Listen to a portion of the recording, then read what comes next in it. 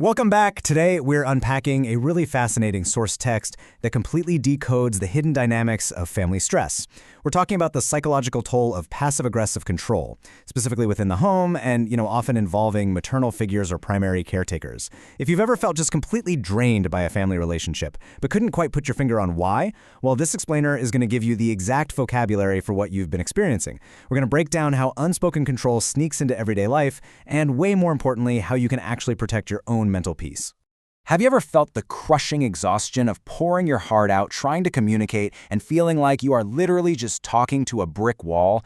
Our source text points out something incredibly validating right off the bat. Feeling drained in these situations is not you being selfish, it's not a character flaw, it's actually a completely natural psychological reaction to a deeply unfair dynamic. When you're the only one trying to build a bridge and the other person just watches you sweat, that exhaustion you feel, that's your brain's alarm system telling you the environment is totally unbalanced. Okay, let's dive into this. The source material anchors us with this brilliant quote: "Love begins not by trying to change the other person, but by knowing yourself." And honestly, this is the compass for our entire explainer today. So often, we think resolving family stress means finding, the magic combination of words that will finally make our family member understand us and change their ways. But the text flips that script entirely. The path forward isn't about changing them, it's all about self-preservation. It's about knowing your own limits, understanding exactly what you're dealing with, and anchoring yourself in reality rather than the fantasy of who you wish they were. So let's look at how this imbalance actually plays out over time. You see, humans unconsciously measure the give and take in any relationship. When you're constantly the one yielding, apologizing, or making all the effort, you inevitably start asking yourself, why is it always me? The source text explains that this is the collapse of psychological fairness. And when that balance is permanently broken in a family setting, a place where we expect unconditional support, right? The initial anger actually shifts. It turns into this deep-rooted emptiness and a quiet resignation. Over time, you aren't even mad anymore. You just haul it out. And this brilliantly illustrates why that communication breakdown happens in the first place. You have verbal communication on one side and behavioral communication on the other. When family members lack the emotional maturity to use words, they don't just stop communicating altogether. Instead, they become absolutely fluent in the language of unwashed dishes, slammed cabinets, and quote-unquote forgotten chores. You're trying to speak English, and they're communicating via aggressive vacuuming. It's no wonder it feels impossible to connect. Which brings us to a really fascinating question. Why use food as a hidden tool for control? How do daily meals, something meant for nourishment and care, suddenly become a psychological battleground? I know it sounds a little extreme, but as we're going to see from the source, this is a very real tactic used when verbal communication completely shuts down. The answer really comes down to domain. Food is often the only domain they feel they can completely dominate. The text gives this chillingly relatable example. Imagine a family member with high blood pressure who has been strictly told by their doctor to watch their sodium intake. Yet the person cooking the meals repeatedly and deliberately serves them heavily salted, high-sodium food.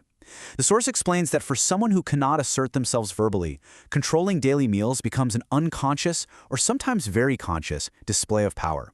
It's essentially a way of saying, you do not control me, even if it actively harms the person they're supposed to care for. It is dominance, simply disguised as domestic duty. When covert control takes over, the entire home transforms, and it trickles down to the most micro levels of daily life. We're talking about health risks disguised as care, an unpredictable environment, and even things as small as your dental floss or cotton swabs constantly being moved or hidden. To an outsider, getting upset over moved cotton swabs sounds petty, right? Maybe a bit oversensitive, but the text validates this entirely.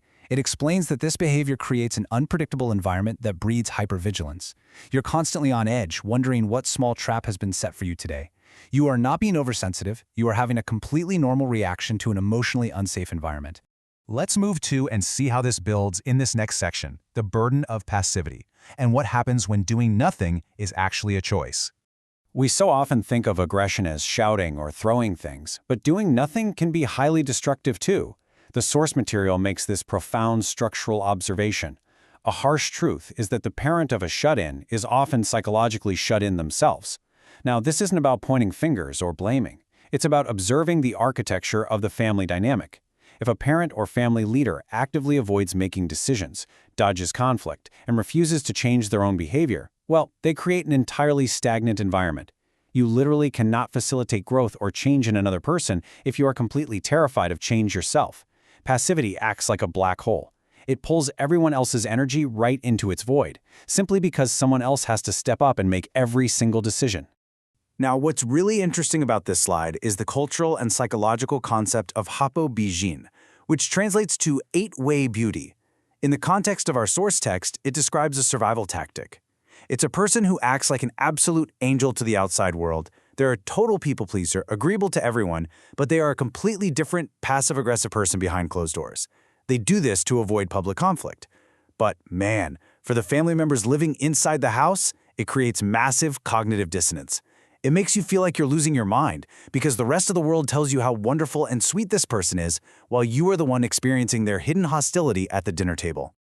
Understanding the sharp distinction here between true kindness and mere obedience is a total game changer for breaking down the guilt you might be carrying. The text points out that true kindness actually requires honesty.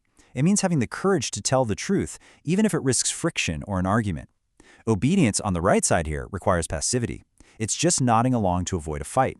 So, ignoring a toxic problem just to keep the peace in the house, that isn't kindness. It's actually a refusal to take responsibility for the health of the relationship. When you recognize that their so-called peacekeeping is really just conflict avoidance, it frees you from feeling like the bad guy for just wanting to address the real issues. And that leads us right into the liberation phase of this explainer. Here is the bottom line. You cannot change someone who refuses to change. Just let that sink in for a second. The source text makes it abundantly clear that your exhaustion comes from the gap between who they are and who you hope they will be. Giving up the fantasy that you can fix them with the perfect words or by just trying a little bit harder is not a defeat. It is actually your very first step to freedom. You have to mourn the relationship you wish you had so that you can finally deal with the reality of the relationship sitting across from you. So the crucial point is how we actually put this into practice.